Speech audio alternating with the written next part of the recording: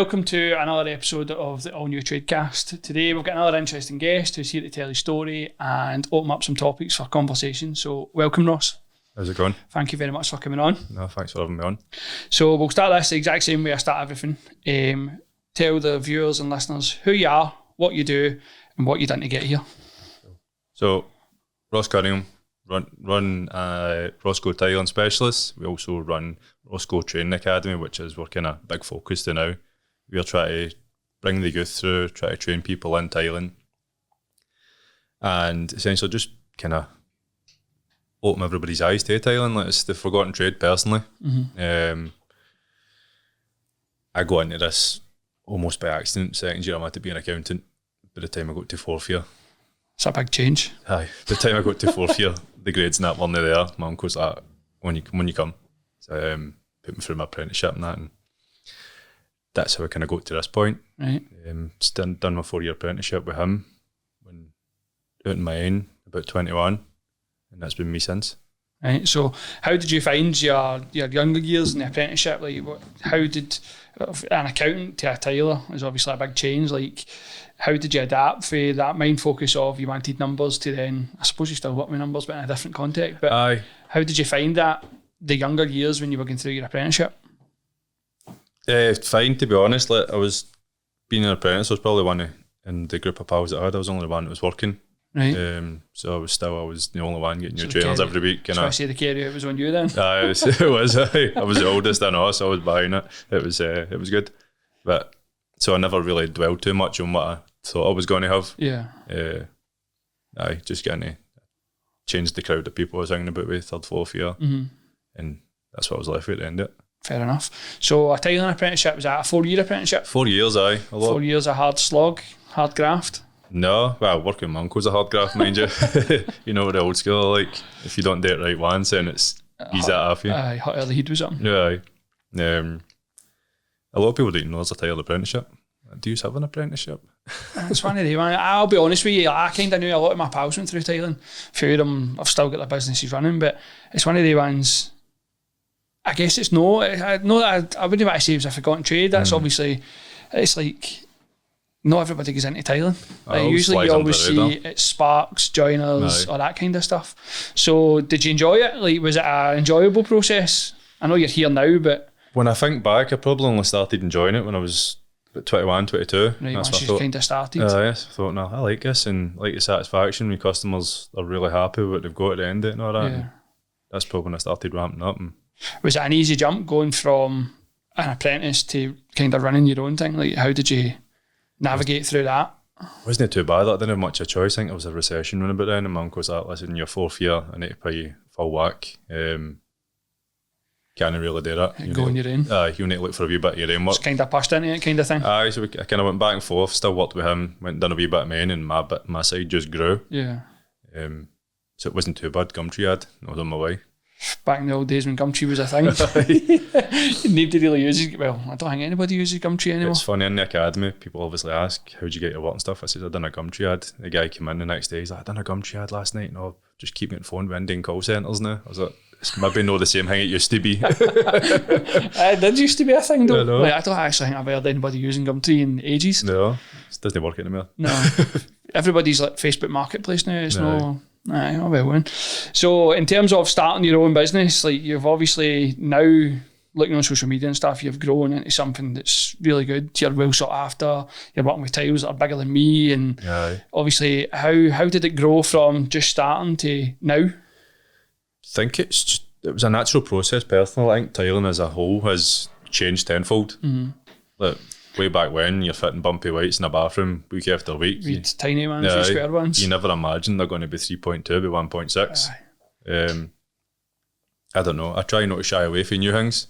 If it looks difficult, I'll always try and step into that. Yeah. And that's kind of how I end up doing the higher end stuff. Yeah. The big tiles, but the academy, it was just an idea. I think me and my missus tried to open my bathroom showroom just before COVID, and it wasn't working, it didn't happen. So that came and went, and she's like, why do you do tiler training? Then I looked into it, looked at premises. The only thing I knew about a size of premises was I wanted to be able to drive my van in it. Fair enough. So if on a premises I could drive my van in, I was like, this is the one. This is the one. Aye. Yeah. Funnily enough, I done the exact same thing. I genuinely did. I was looking and I found one with a big roller shirt and I'm going, my van would fit in there, no bother. And it was, I wanted a press the button one and it moved, but it's not. It was an old school one at the start and then I got a button put in. It was like the best thing in the world. Press the button, roll the van in. Simple. So you've obviously went from your apprenticeship, you're now at the stage where your business is running and you're looking at training the youth. So you've set up a training academy. How did you find going from you doing the work to training the work? Like, was it easy to change back to that kind of? It's pretty difficult, to be honest. The tiling course is 2 weeks for adults and I came out of that 2 weeks shattered. I can imagine. The mental training you need, the capacity just to be able to teach everybody. Yeah. So seeing the process of your own business, have you had apprentices underneath you beforehand the academy opening? Most of the time I've had my young cousin. Right. He was kind of consistent. I've had a few people come and go while he was there as well, and so I've had my fair share. So that's gave you a wee shot of training, and then you've kind of went into the academy side of it. Aye. It's one of the ones as well, like obviously I follow you on social media, so I kind of know your fight that you're having with it all, where you're trying to push it, what you're trying to do with it. So kind of let the listeners know, what is your aim of the academy? What is your actual goal to have it do? Right now, we'll just try to make it an easier route into tiling and kind of, like I said before, almost make it like one of the top 5 trades. It's just one of the ones that your uncle's pals, sisters, man, is a tiler. But we'll try to grow it into something better that we can bring the youth through as apprentices. We're also trying to modify the training. Yeah. Because right now, they're still, as far as I'm aware, still teaching the same thing they taught me 20 years ago. Really? And the same people taught people before me way back when. They're still in the college just now. So personally, I don't think a 4-year apprenticeship's needed to teach tiling. You can teach it in a much shorter time frame. So like you just said there, obviously if it's the same teachers teaching the same thing, like you obviously mentioned earlier, tiling's changed tenfold. Like if they're still teaching training methods for back then, like even I know, and I'm not a tiler, that tiling's totally different. Like large format tiles weren't really a thing back then. No. And it's, if they're training the new generation with old school training, surely that's not going to be a beneficial thing to the trade. That's it. I learned to tile a tenement close when I was at college, and they stopped doing that 50 years prior. I was going to say that was a way back, because you don't get tenement closes and you definitely don't get them tiled. No, so it just kind of shows you what I was learning back then. I think if you cut out a lot of the stuff that the tilers don't actually do anymore, like sand cement renders. If those tilers don't do that, they're not required personally, especially in Britain. You see it in the other side of the world. The tilers will take to the sand cement render and form shiver trays and whatnot, but not here. It's one of the ones as well, I guess.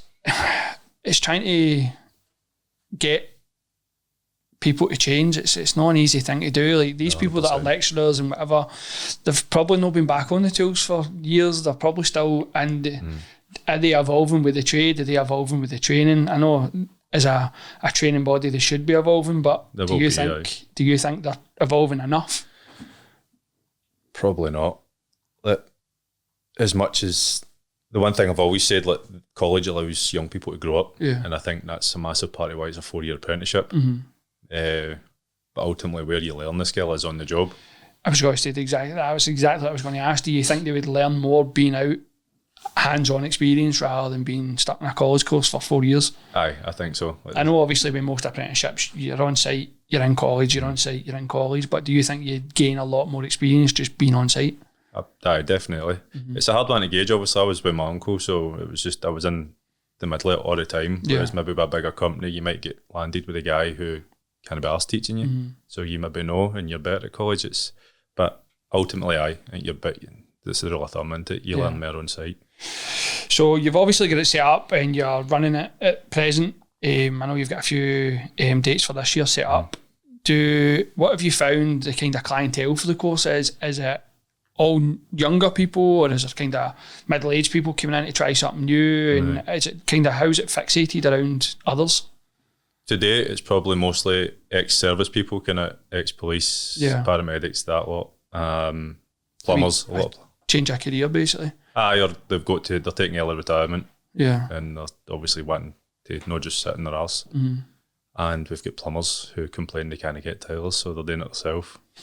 But they can't get good tailors, you mean? Yeah, that's it. So I guess that's kind of a good thing in that sense. Like, I know like, there's a few training academies out there in different trades, and people often say, "Oh, you're saturating the market" and all that kind of stuff. Like, what's your kind of thoughts on that? Do you think that's just?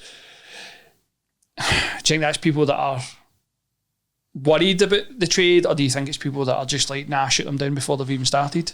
I think they're quick to jump. Obviously, I've came into this off the backlash.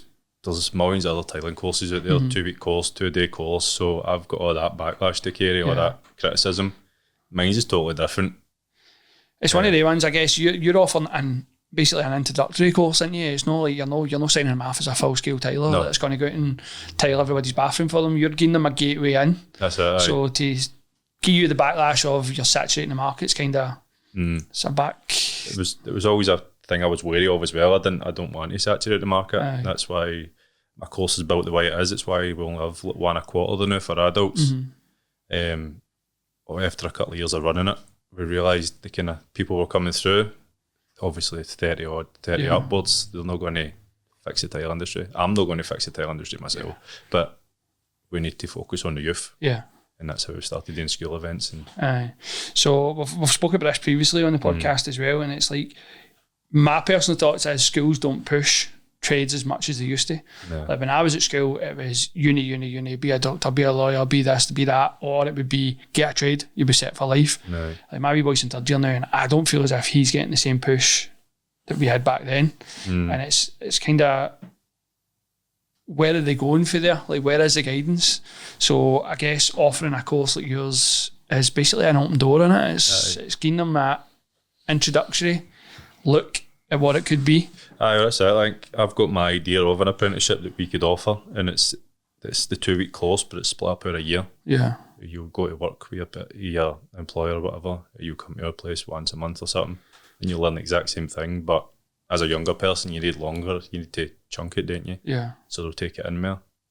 That would almost be like a 2-year apprenticeship as opposed to 4, and then you should be capable of actually earning the company money. Holding your own. Yeah, I suppose that's the risk as well if you teach somebody so much. It's one of the ones at the end of the day, like, even if they shortened it, if that apprenticeship came about and you went from 4 years to 2 years, at the end of the 2 years, as much as you're qualified to go, you're still learning. Like, it doesn't matter what profession you're in, like, as much as they're signed off, you're still learning. There's always something to learn. So even if you get them out the door in 2 years, they've still got to want to learn and still got to push to be better. Again, something we've spoken about before, like, you'll be the same in your trade. There's the people that just go out and do a wage and make their money, and then you've got the guys that want to be better, and then you've got the guys that you could pretty much say are the elite tier of tiling. Like, day in, day out, they're just making absolute masterpieces. There's one guy that he kind of, I don't know what trade he's in, to be honest with you. He's a landscaper to trade, but he works magic with tiles. I'm pretty sure Ben Broad, like, you watch some of his stuff and you're like, it's ridiculous. Jesus Christ, do you know what I mean? Like, it's just flawless. How do you end up with an outside tap, a cobra? I know. Like, it's not even that. It's like some of the things he's made with, like, porcelain and wood, and he joins them together, and the tiles are all cut and mitered, and you're like, mate, come on, man, I'm trying to do gardens. I know. Trying to make my porcelain look beautiful, man. You're coming out with things like that. But he never ceases to amaze me. But it's that kind of, some people just get to that stage where they're just shit hot at their job. So the younger ones kind of need to want to get to that stage, or they're just going to go out and, like you say, quickly tile bathrooms and make a wage. Yes, there's some guys who they know they can do 2-3 bathrooms a week, and they know what they're making every week, and that's where they're happy. But it's not for me. That's how I don't do house builders and all that. Just plot after plot after plot. I don't like repetition. So yours kind of just all private and domestic work. You're basically no commercial kind of stuff. Very little. Seldom we've done it, but it's like a small commercial. It's like maybe 10 plots, 10 units or something, but it's quite high-end houses. So I've seen some of the work, obviously, as I say, I follow you on social media, so I've seen some of the work you're putting up. Like, I remember when you put up and it was big, massive green and cream tiles. And to join the patterns together, like, that's no easy. No, it's as much as joining patterns might be easy to some people in their mind, like, they tiles are fucking massive. Aye, they were 150 kilo a tile, and trying to get them in somebody's furnished tiled house without breaking it, and is much does a tile like that cost? I don't know, it must be about £1,500. So you break a tile, you're £1,500 down straight away. It's 12 mil thick, I know, it's just a nightmare. You have to take 20 mil off the full perimeter before you can even cut it, or rectify it yourself. It's, again, like you say, you always want to learn. And so you don't shy away for the big work? Nah, it's a nightmare at the time, because you just know how bad it can be if it goes wrong. Yeah. But it was good. It was Rossco that supplied details, and he says they could bring a camera in, it would laser the room, set it all out and stuff, and at the end of it, he came in and went, don't think we could have set it all this. Really? I like that, as I say, it was just mesmerising. Some of the tile work you see, like, it's kind of an underrated job, I think. Personally, I think it's one of the ones where you don't get enough credit for the work that you do. Like, we work with 20 mil porcelain, and sometimes that's hard to work with. So working with like 9 mil, 12 mil, and still getting it as perfect as you get it, there's definitely meant to be a bit of credit in there for you, do you know what I mean? It's definitely pulled a bit of status back. Like, tilers were just tilers back in the day, but it's now that we're doing stuff like that, it's definitely goes. It's a skill, innit? It's like, they're all a skill, but again, I think social media's got a lot to do with this. Like, nobody really, like you said, maybe paid attention to tilers, whereas now it's all fancy and it's big, and it's the patterns are just unreal. Like you said, I remember back in the day it was like pink tiles, baby blue tiles, white tiles, just pure old school. Whereas now it's like masterpieces, and it's one of the ones social media is helping. Well, I think it's helping to showcase, where you've got a platform where like yourself can show these kind of jobs off, and then people are like, that's actually really nice. I know. Like me personally, I hate a wet walled bathroom. Aye. Tiling bathroom, wet wall. Like, I know what I'd pick. Obviously, there's a cost implication, but I sound biased, obviously. I'm like, I try and be in the middle ground, but it's tiles all day. Tiles all day. Tiled top, bottom.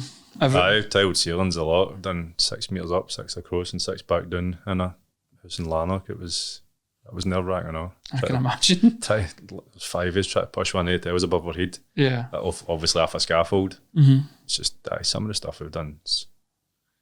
I would never have seen myself doing that back in the day.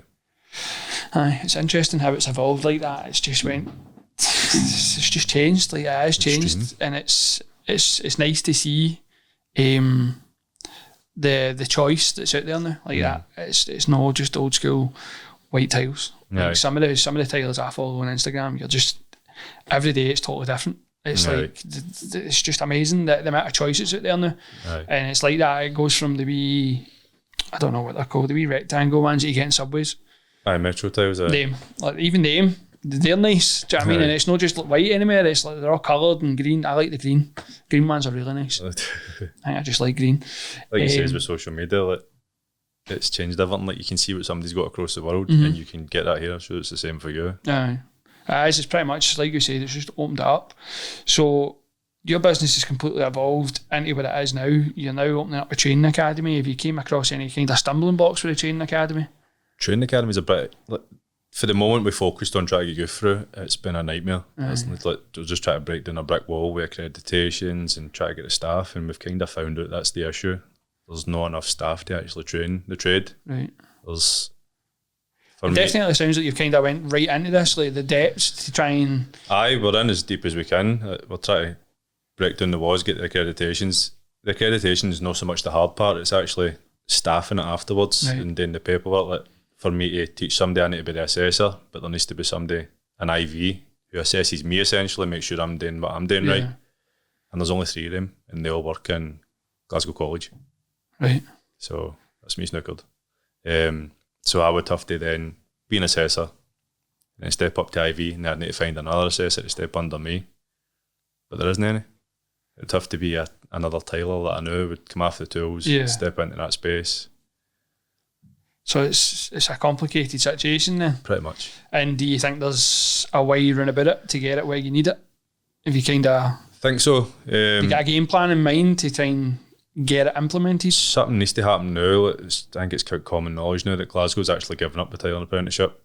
Right. So we're now moving into that space. So we need to kind of actually get these things in place and speak find who's interested in training. So why are they getting up? Like, is it like you said earlier, forgotten trade?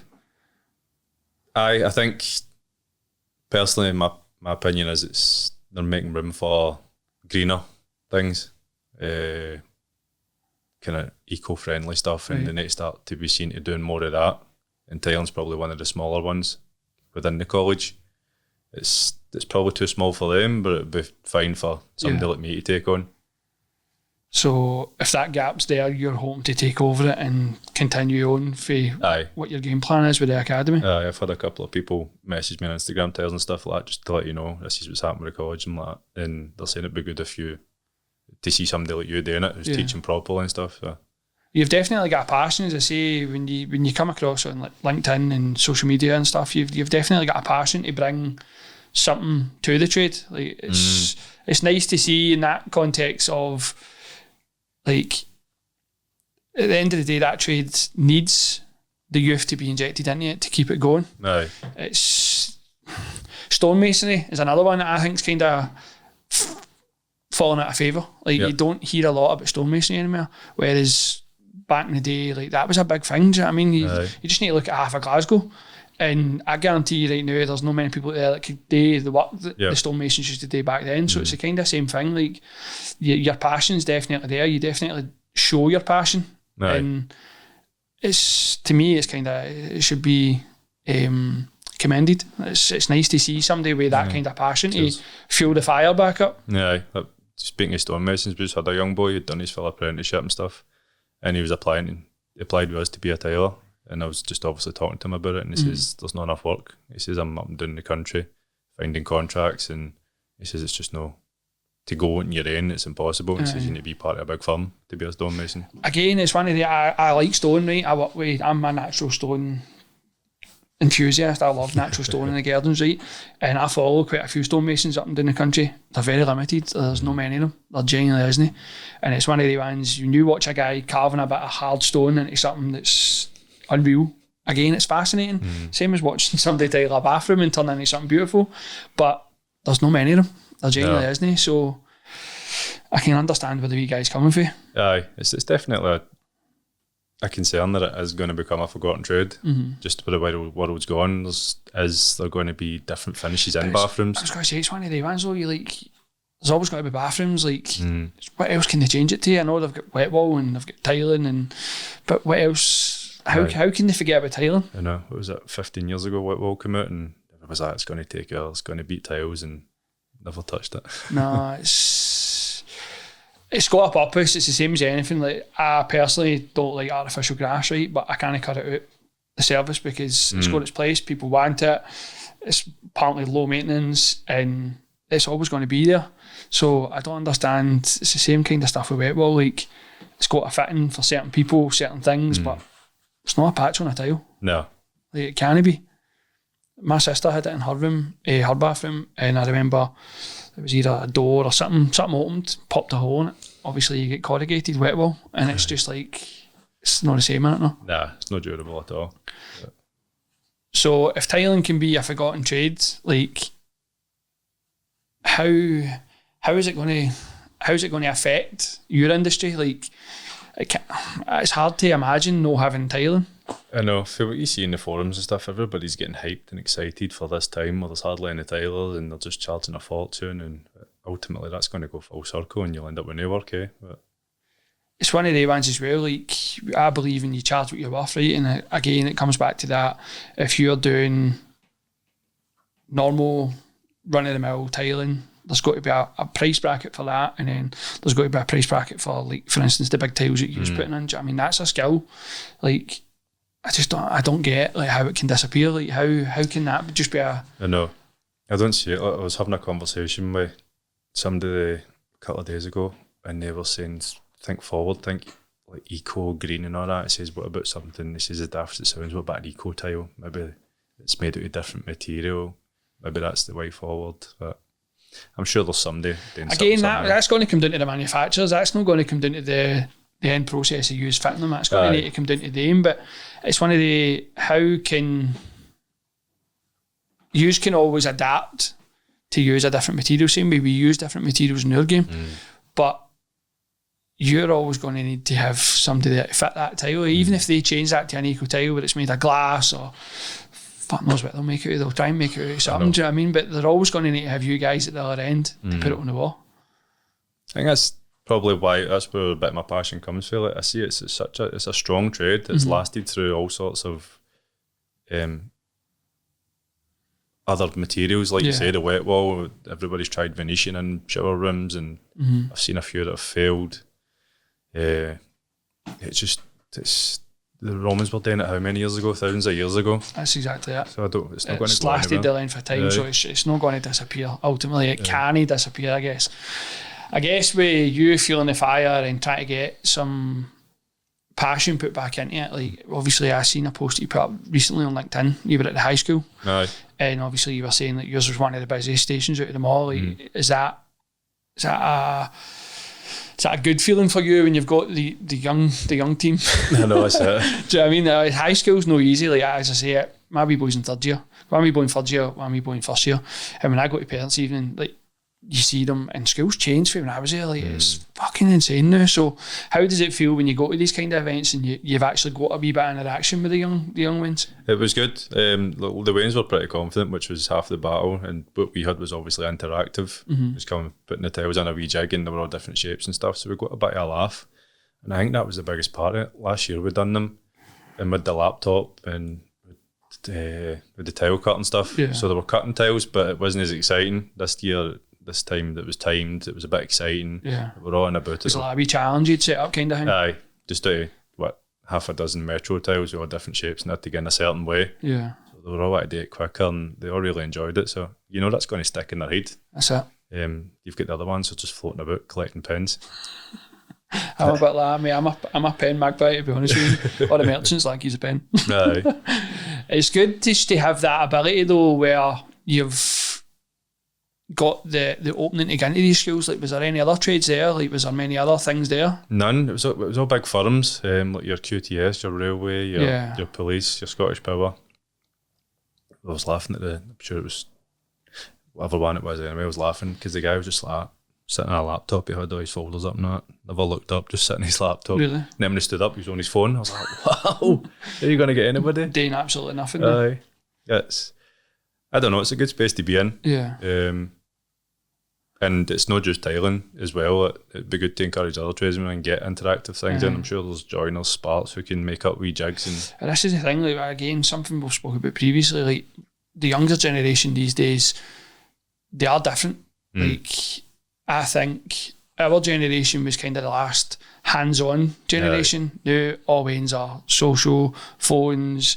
Technology's changed the world. It's that simple. Like, as much as we can sit here and say it's changed the world and Waynes are involved in their phones too much, like we're on my phones 24/7. Yeah. Like we're taking pictures, posting stuff on social media, doing podcasts. Do you know what I mean? Social media is life now, and it's hard because the younger generation, I don't want to say they're softer, but they're not as hands-on. Yeah. Like, you ask my youngest wee boy, he's still in primary school, what do you want to be when you grow up? A YouTuber? Do you know what I mean? It's different. It's totally different. Kind of the way of the world, isn't it? Now it's almost like there's easier ways to make money. So do you feel like there's a way to channel these children out and back into trades? Like, just going to these school events and stuff is kind of an eye-opener for them? I think, like you're saying, they're so focused on what they know, what they've grown up with. It's technology, it's YouTube, and it's just anything to do with online.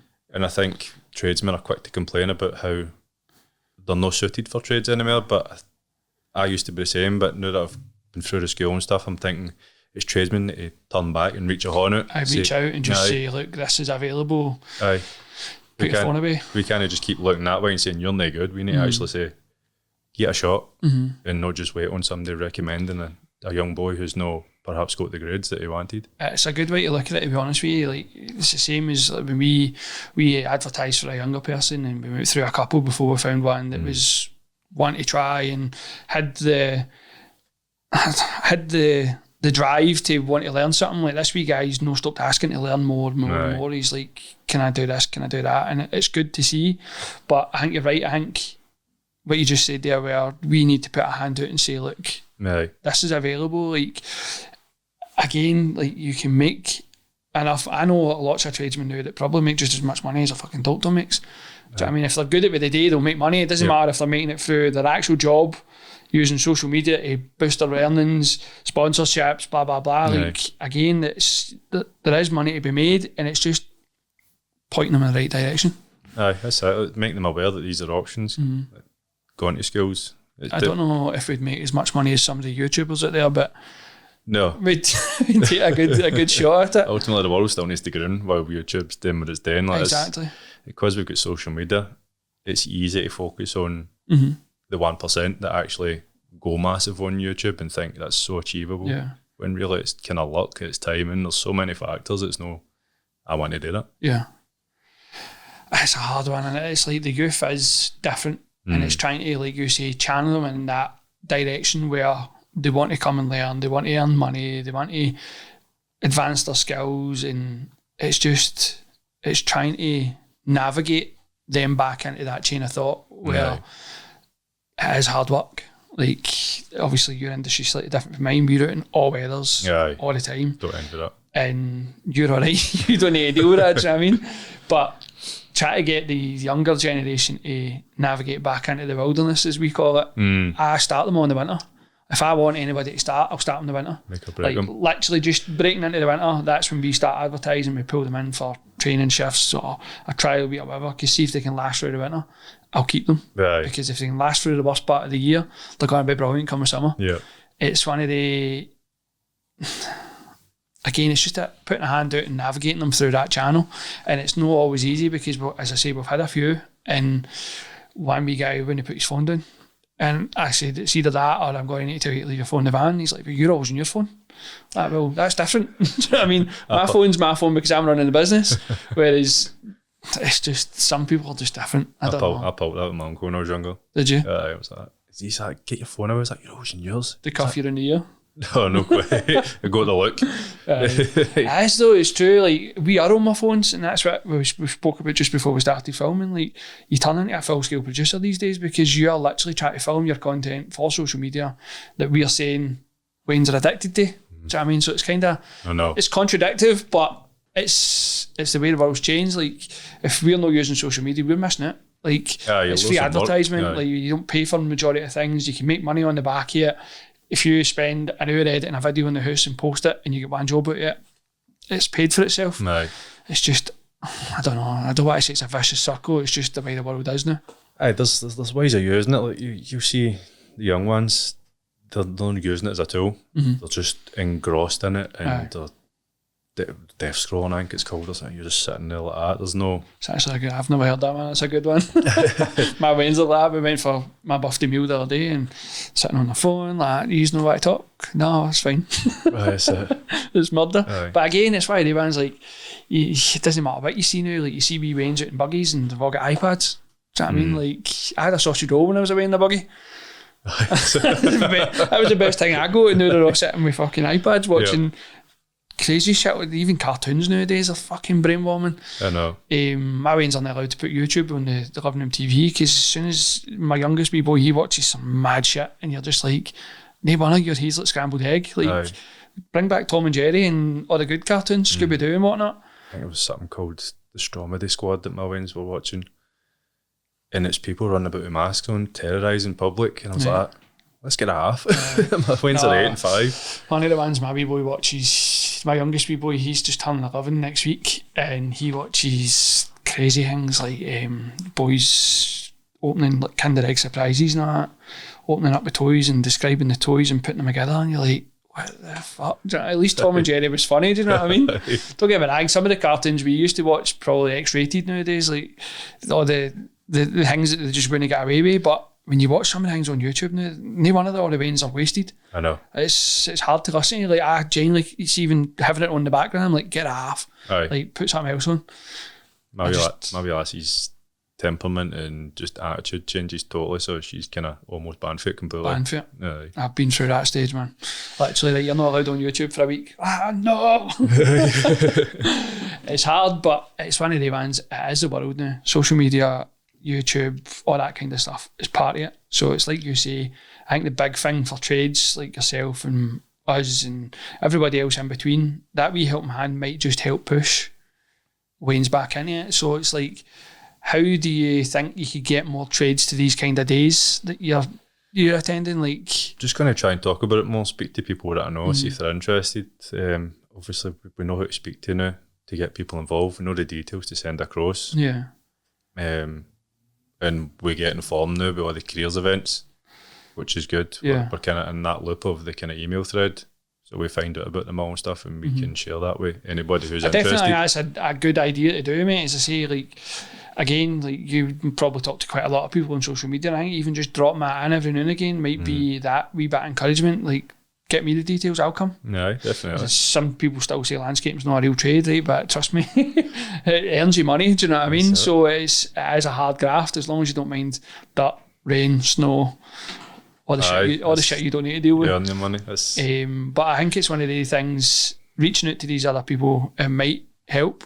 Ultimately, I know that's not your trade, but the passion is obviously. But even just doing what I'm doing for my trade, it's kind of highlighting what we should do for all the trades. Like, just get trades back in the schools instead of the Waynes just hearing about it because their uncle's doing something in a trade. Out labouring at a weekend for your uncle. Yeah. I've done it. My wee boys have been out during the summer. As I say, my oldest, he's 13, and I had him out last summer, and I had him driving a dumper on site. We work on private sites, so to me that's fine. Like, you're not going to crash it, I'll teach you. And I had people on social media giving me stinking. Really? He's not got a ticket for that. I'm like, I don't work on a build site. He doesn't need a ticket. Like, I've taught him how to use it. He's nowhere near a house. He's nowhere near anybody, and he enjoyed it. Like, don't get me wrong. Like, do I think they might want to do it for a career? Who knows? But same as you, like, the passion's there. Like, I try and involve them in conversations, show them what we're doing. Do you want to come out to work at the weekend? Do you want to come out in the summer? No. Don't get me wrong, they fucking fleece me for it. That's it. They want get paid paid for it. Yep. But it just gives them that wee gateway where if they come of age where they want to work, they can come up with me. Aye. Or like that, I've got enough connections now where if they want to go and be a sparky or whatever, I know who I can go and ask. Like, are you looking for anybody? I'll keep the phone off them. Do you know what I mean? So it's important to encourage and nurture, I guess, and that's exactly what you're trying to do with your events at schools. Aye, pretty much. There's no point in driving into teaching the youth if I'm not going to be in front of them to make them aware. Like. So do you see yourself potentially falling into that kind of lecturer role? Have you got any visions to come off the tools and really pursue that? I actually really enjoy what I do. I enjoy the physical, the tiling, the satisfaction. Yeah. So I don't know if it would be a complete tools done sort of thing. And a half and half. Just depends, I suppose. Like if we get the actual apprenticeships for Scotland, then I might need to. Do you think it would be a big shock to the body, to the change, to go from tools to lecturer and getting called sir? No, don't do that. Aye, definitely. But I'd always keep the contracting side on the go. Yeah. I've got people who work with, so we can keep that running. They'll always still be involved in the tiling. I'm sure there'll always still be something. It's one of the ones as well, like, I guess if you get granted the things that you're wanting to then take over, you are going to be kind of split between two businesses because you've got your training academy, which is clearly one business of you, and then you've got your tiling specialist, which is the other side. Aye. So you are going to need to bridge it, I guess. Aye. It's what we've been doing for the last 3 years, just juggling it. Like, if I'm training, then I'm no tiling, or there's a fairly straightforward job running at the same time. So I was going to say, so you've got the course that you do just now is like 2 weeks, you said? Aye. So for those 2 weeks, you pretty much stretched between all angles, between your training and your work and everything else? Aye, I generally plan for working the weekend if I'm training. Right. Monday to Friday. I'll go to work for Saturday, Sunday, make sure everything's all right. So 7 day all the way through for 2 weeks. You're a brave man. I know. I've been with Missus 10 years and she's managed to get me down to a Sunday off, so she's doing all right. That's doing all right.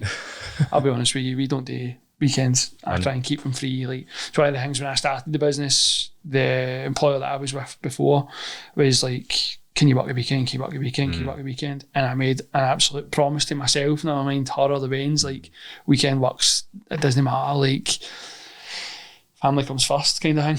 So Aye. I kind of stuck by that. Aye, so I think it's a wee bit different. Like, I did full bathrooms as well, from start to finish, so there's a bit of commitment that I need to kind Get it done, get it started, finished, and get out, and that's what kind of drags me in through most weekends. If there's an issue through the week, it runs into the weekend. Yeah. Usually I get the person's bathroom back. But so she's done alright to get you by a Sunday at least. Aye, I try and be strict now. Obviously, like you say, with the weddings, it's only them that's missing it. If you're not there all weekend just because of the bad last luck. thing you want to do is piss her off. That's it, aye. Happy wife, happy life. So they say. So they say. I've not found that either. It's good to just to hear, as I say, like the passion and the rawness is there, and it's nice to see, because, like you say, there's a lot of guys out there that are just like, nah, he's shite. Nah, he's not going to last. Just bin him. Like, old school. That attitude is literally old school, and it's nice to see a bit of something different. I think, like you say. Do you get any criticism? No criticism, I don't want to say criticism, but do you get any blowback from your opinions on it? Like, nah, just much the same what you said. Like, they've got a different mind frame, that they're stuck with social media, that sort of thing. But I don't think anybody's really. I say I just get the stick for it because it's a 2-week course and all that. How can you teach tile in 2 weeks? Again, no, you're not teaching a full scale apprenticeship. Giving somebody some foundations. You're giving them that kind of ability to go, actually, I really like that. I'm going to actually go and train and do that properly. Do you know what I mean? Or by all means, they might go out and start tiling bathrooms, but it's not going to work. Like, you're only giving them the fundamentals. So I don't understand. I don't agree with the backlash again. That's for sure. Like, there's other people out there that do this same kind of thing. Doesn't matter what trade it is. There's people, like you say, there's millions of training courses out there for tiling. So there's hundreds of people giving them that gateway opening. In regards to the effort I'm putting in for the youth and stuff, it's still generally pretty positive. Good. It's good. That is good. It's good to hear. It's good to see.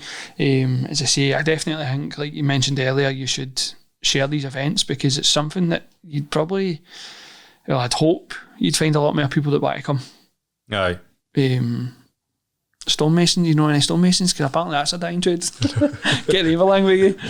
It's just, it's a hard one to navigate, and it's interesting to hear your thoughts directly, because there is people out there that are a lot more negative and old school as fuck, whereas you seem new school, and you're trying to encourage that to keep it going. I know it's probably just, I was a bit, like you say, old school, I was a bit, but just through the journey that I've been on, starting to realise that's not going to work. We're not going to get the amount of trades. We need houses built, we need bathrooms tiled, we need plumbers, we need everybody. Put it this way, to get you to the stage where you're trying to take on apprenticeships, to deliver apprenticeships, you must have identified an issue in the trade.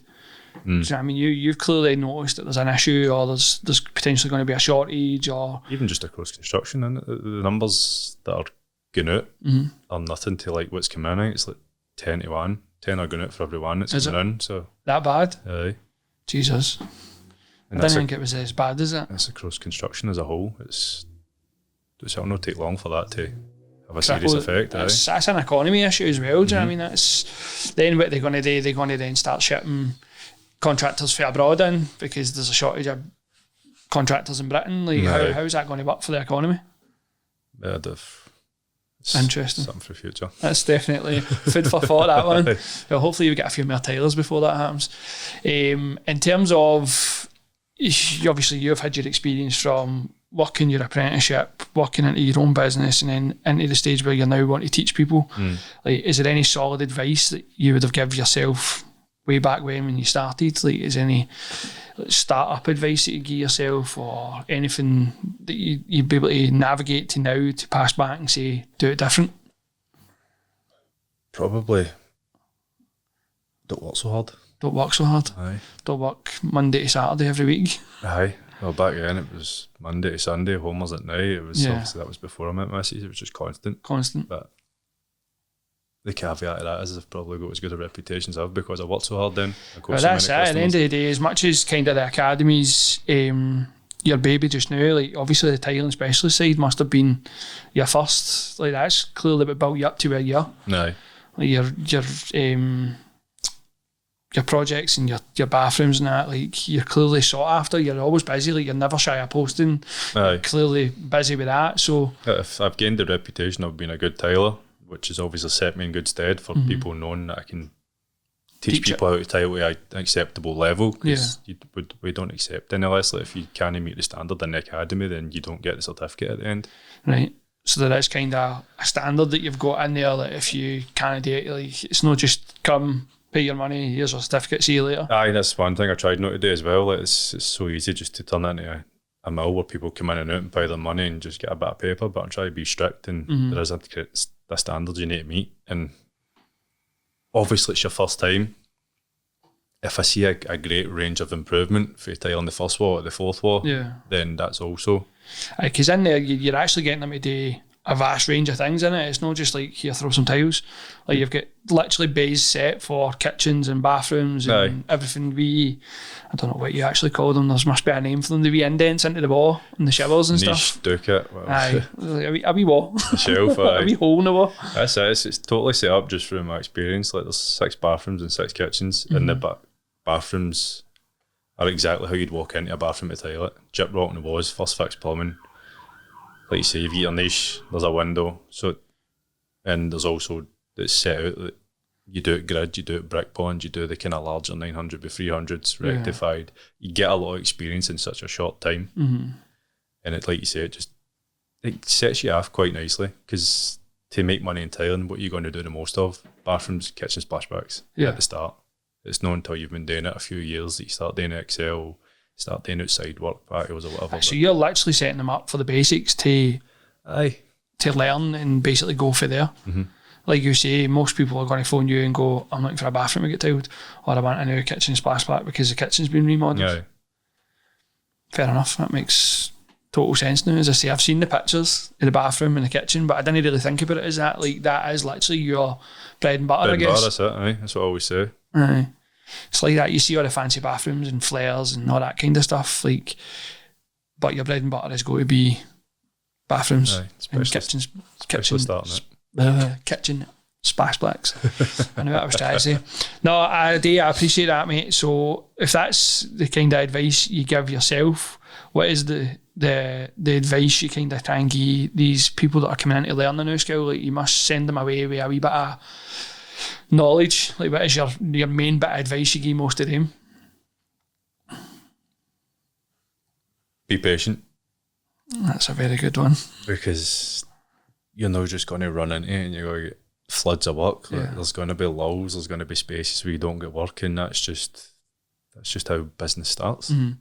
It's very true. Like, I had a boy message me starting a landscaping company, and he was like, how do you get all your work? Like, you seem busy all the time. And like, it took me years to get to this stage. Like, when I first started, I was literally, I didn't know where I was going with it. Like, when I started, I was like, I'm fucking starting this business, and I need money, and I've got wains, and I've got rent to pay, and blah, blah, blah. Like, it does take time. And I tried to give that advice to the person that was messaging me. It was like, start off small, get your jobs in, get some reviews, get plenty of pictures.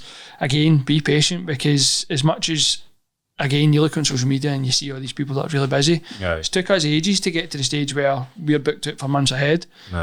So I get that is one of the most solid bits of advice you can give them. Good. Really? So I've really enjoyed your story, buddy. I appreciate you coming on, and I hope that everything goes to plan that you're trying to do. It's really interesting to see the fact that you're pushing so hard to get it, and again, it's an inspiration for others like us that should really be doing the similar things. And I hope the academy all comes to fruit and you get to train lots of tilers. And none of them call you sir because you didn't want that, do you? No, not for me, no. Well, I appreciate you coming on, mate. Thank you very much. No, thank you for having us. No problem. Cheers. Cheers.